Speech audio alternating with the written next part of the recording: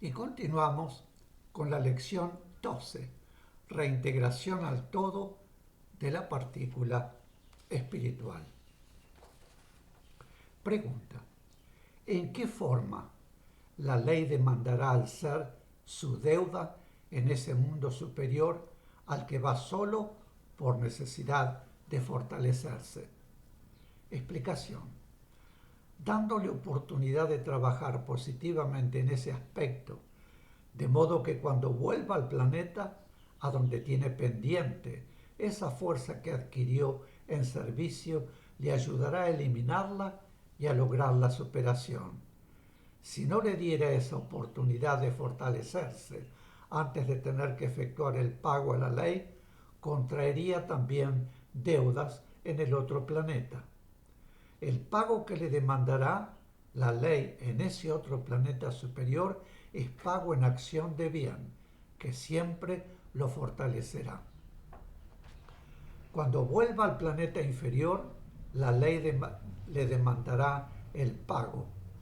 La partícula se lleva su necesidad kármica y cuando regresa, esa necesidad kármica atrae automáticamente la presión negativa.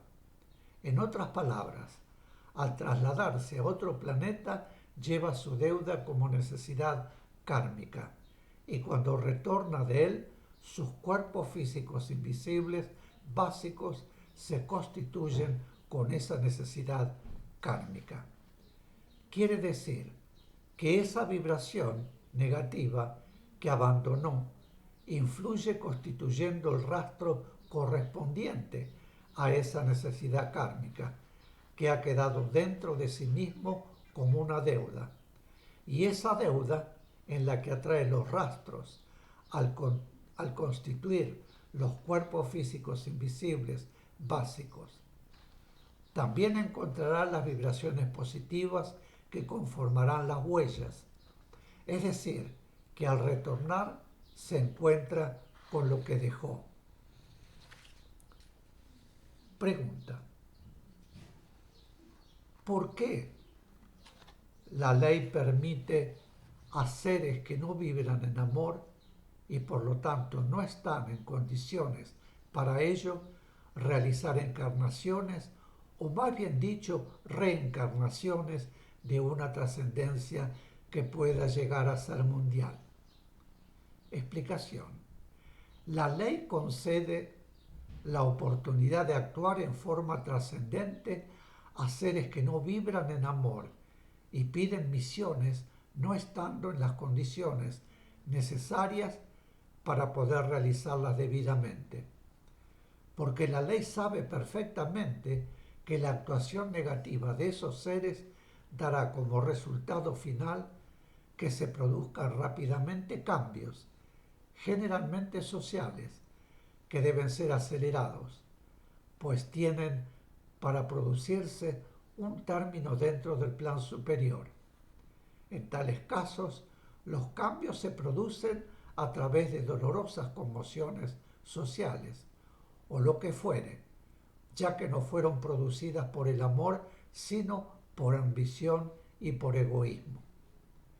Por necesidad kármica, debido a que la falta de amor y de fraternidad impidió que esos cambios se produjeran antes en forma armónica y paulatina. Se trata de seres de cierta evolución que en el proceso de la experiencia que su partícula espiritual está procurando, tal vez desde hace muchos milenios atrás, sin lograr las superaciones que las mismas imponen. Han obtenido evolución mental, pero mantienen un gran retraso moral. La mente evoluciona independientemente del alma, a medida que se van logrando ciertos aspectos de las experiencias, pero las experiencias deben completarse con superaciones imprescindibles y éstas solo pueden ser logradas mediante el esfuerzo constante, sostenido por la voluntad.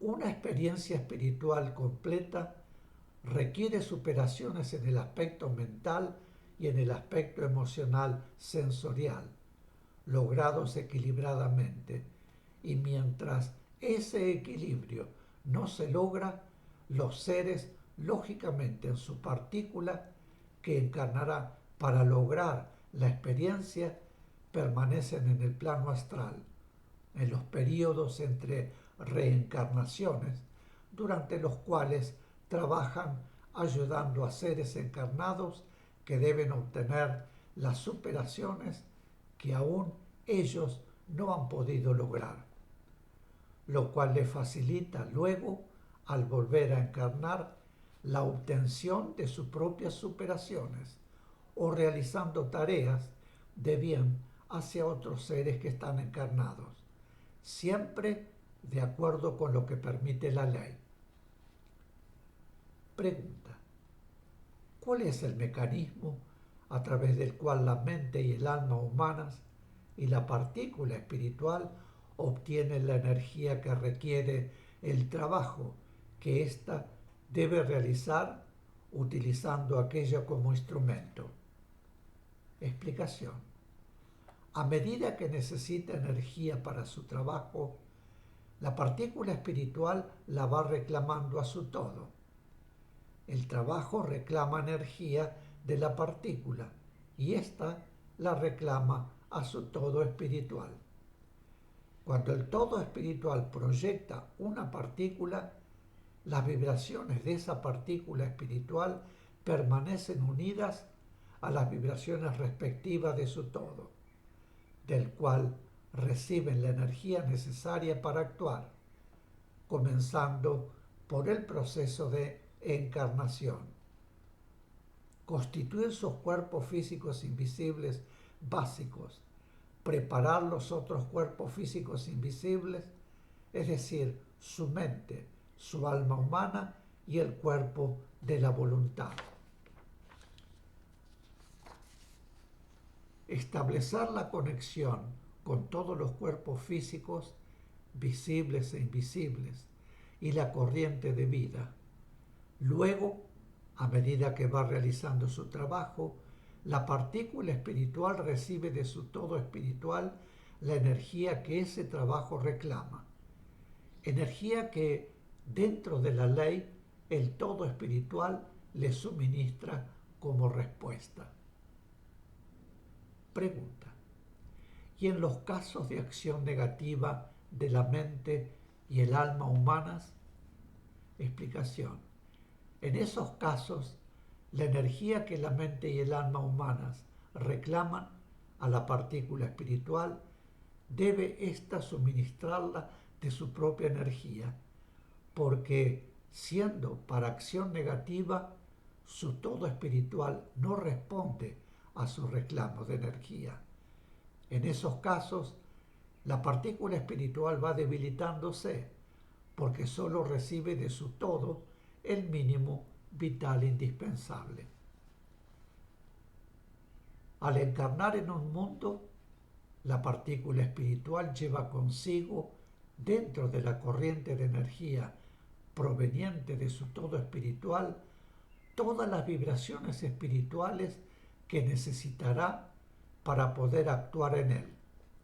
En cuanto a la energía necesaria a la partícula para la acción en el mundo, de esas vibraciones va fluyendo del todo espiritual en la proporción y medida que el trabajo que debe realizar la va reclamando.